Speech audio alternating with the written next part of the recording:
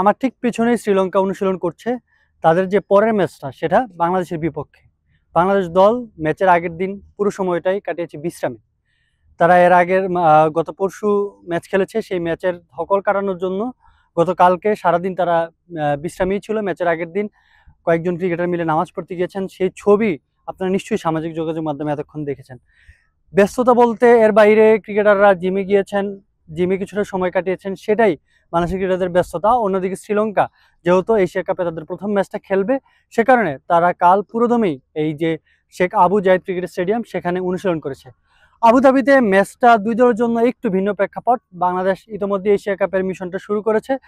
তারা হংকংয়ের বিপক্ষে 7 উইকেটে একটা জয়ও পেয়েছে, যদিও সেই জয়টাতে অনেক ধরনের অতৃপ্তি আছে। অতৃপ্তিটা এই কারণে যে বাংলাদেশ জয়টা পেয়েছে ঠিকই, কিন্তু এর আগে আফগানিস্তান এই হংকংয়ের বিপক্ষে যে ধরনের রান রেট করতে পেরেছে সেই রান রেটটা বাংলাদেশ পারেনি।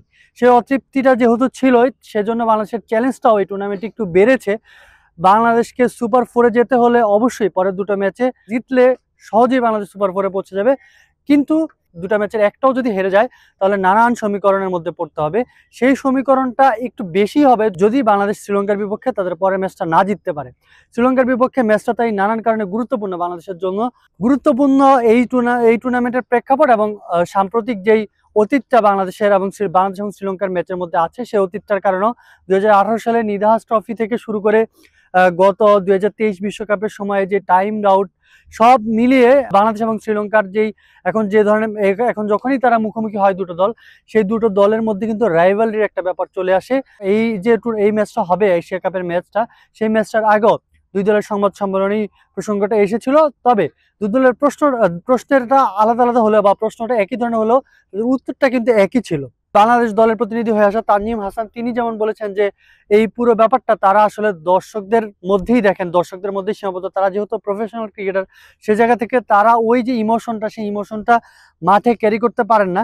একইভাবে শ্রীলঙ্কার যিনি অধিনায়ক চারিত আসালাঙ্কা, তিনি সংবাদ সম্মেলনে ছিলেন এবং তিনিও একই কথা বলেছেন যে যে উত্তেজনা বাইরে, সেই উত্তেজনাটা মূলত দর্শকদের কেন্দ্রিকই।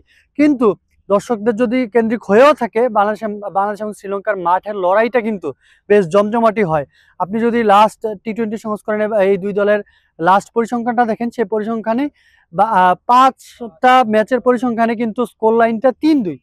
সেই স্কোর লাইনটা বাংলাদেশের পক্ষে অবশ্যই, কারণ বাংলাদেশ গত জুলাইয়ে শ্রীলঙ্কার মাটিতে কিন্তু তাদেরকে হারিয়ে এসেছে। সেই সিরিজটাতে শ্রীলঙ্কার একজন মেইন ফ্যাক্টর বলার, যদি তিনি একটা লম্বা ইনজুরি কাটিয়ে এসেছেন, হাসারাঙ্গা, তিনি কিন্তু একটা চোটের মধ্যে ছিলেন। সেই চোটটা কাটিয়ে তিনি ওই সিরিজও ছিলেন না। এখন এই যে টুর্নামেন্টটা এশিয়া কাপে কিন্তু তার সবকিছু ঠিকঠাক থাকলে তিনি বাংলাদেশ বিপক্ষে খেলবেন এবং এই যে তার ফেরাটা, সেটা শ্রীলঙ্কা দলের জন্য স্বস্তি। সেই কথাটা কিন্তু শ্রীলঙ্কা দলের যিনি ক্যাপ্টেন তিনিও কিন্তু বলে গেছেন।